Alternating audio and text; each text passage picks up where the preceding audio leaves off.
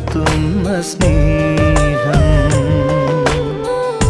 എൻ്റെ വല്ലായ്മകൾ കണ്ടിട്ടെന്നും ആ നെഞ്ചോടു ചേർക്കുന്ന സ്നേഹം.